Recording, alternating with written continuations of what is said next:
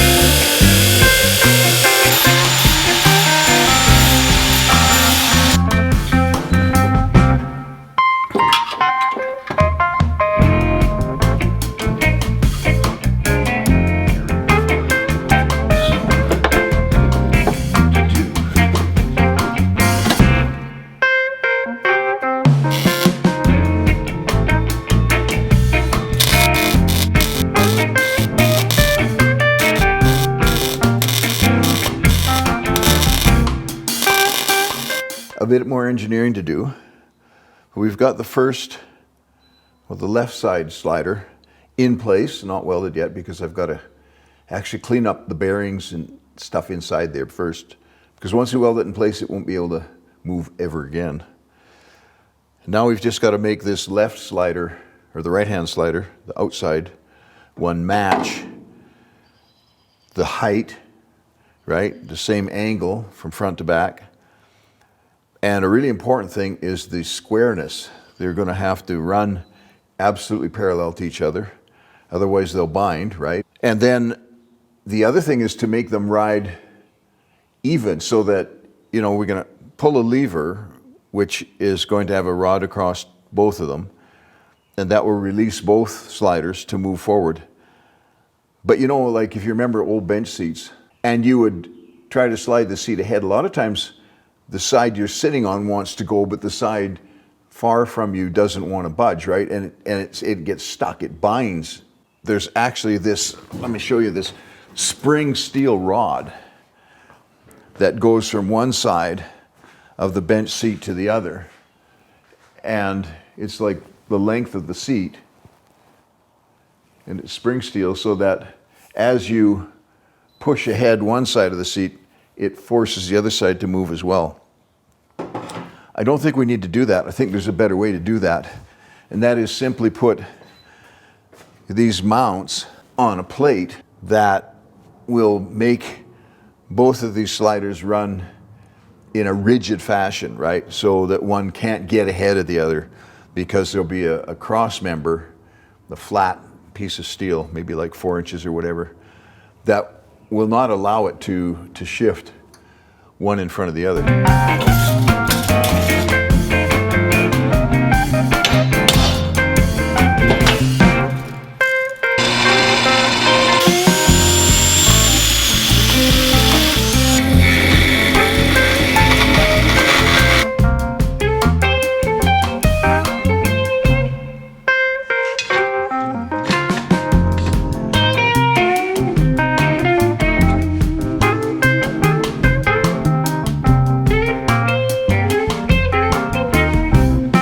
I tried cleaning the sliders with just pouring gas down there and brushing them and squirting air at them and stuff, but I couldn't get them to run smooth, so I actually pulled them apart, like undid a couple more spot welds and pulled all the pieces apart and cleaned it up really good, wire brushed it all. So it's smoother now, but it's still not really smooth. So I'm thinking once I get done, I'll probably spray some lithium grease in there, just so that it runs really smoothly. I got a handle put on the release, and I think will work, but I don't know. It seems like it's not bad if you're just opening the one slider, but by the time I get this rod across here from here over to the handle, you'll be pulling 2 of these springs. I don't know, this spring just seems a bit overkill. It doesn't need to be that tough. Both of them, yeah, they're pretty tough. But anyway, I'll put the rod across underneath there. The holes are already there, and then see what that looks like for releasing them. So right now I've got it just tack welded in place. The front pieces done, and I cut some of this out to get rid of the weight. All you basically need is something to keep this from wanting to twist, right? So that both of them run parallel. Now we're going to get to the back. Same sort of thing. Back here, this one here is going to have the upright vertical piece for the hole that's on the vertical leg of that chair or the seat. This one here is a big flat round thing, just where the hole goes in here. All we got to do is get the holes in the right place. The outside.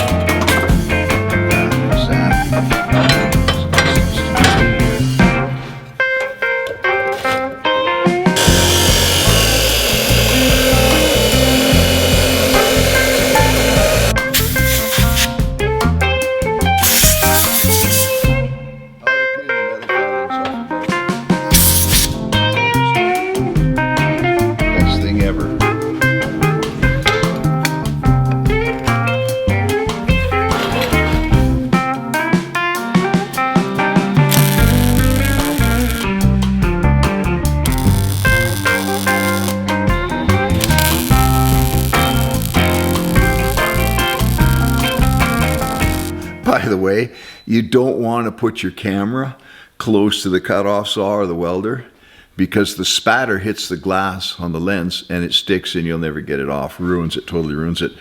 But what I've done is the lens that I'm using now is kind of, it's an extra kit lens, not worth much. I use it for anything that's rough and dangerous, even though it doesn't give the best picture. And then I've got a bunch of, I bought like a dozen really cheap filters, just UV filters to put over the front. So I'll stick one of them on if I'm going to do like a shot of welding or whatever, and it wrecks it and I throw it away, but it's only like $1 or something like that. So to save your equipment, don't put your iPhone or your GoPro or anything like that close to the sparks. Or your car windshields. Protect them like crazy. If there's any welding or cutting going on, around your car, make sure that you have the glass covered.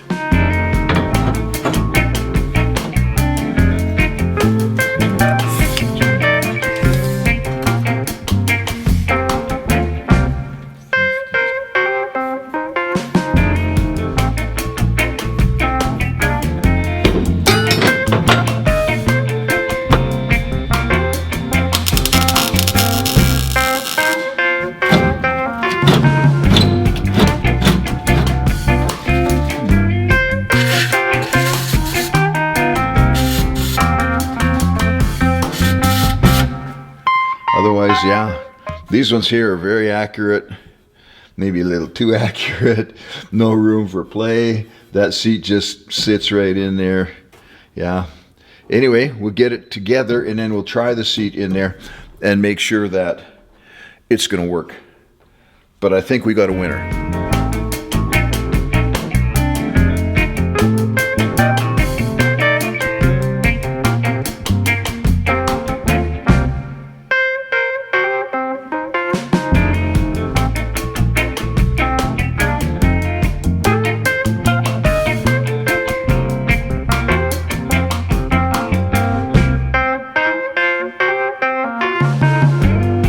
So in combination with the electric back and forth and the tilt and then the mechanical slider on the bottom, we've got 12 inches of room there, 12 inches at this hump between the doorpost and this bulgy thing here.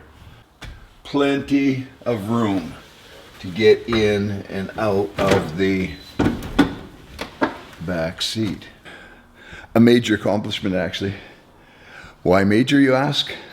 Well, because of this one thing.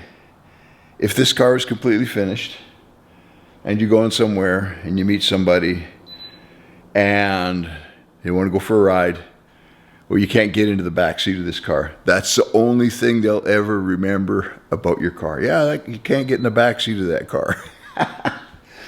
So I fixed that. That's the main problem. The secondary benefit is that people can actually get in the back seat. Only through the passenger side, of course, but that's really all we need.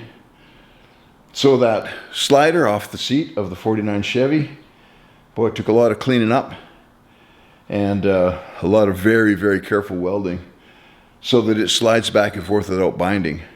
I guess really fine tolerances, you know, with stuff like that, because what happens when you weld anything like that, you got to be so careful that it doesn't warp or twist or something or shrink, so it causes it to bind. You got two sides that have to run in parallel.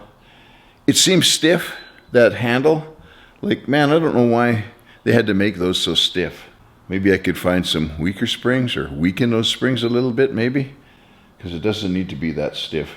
Could put a bit of a longer lever on. That might help, give you a little more leverage, right? But I didn't want it sticking out. So always do your best to eliminate the one negative thing, or maybe there's two or three, right? Things that people are going to remember about your project, the outstanding downside. So all they remember is, wow, that is an amazing car.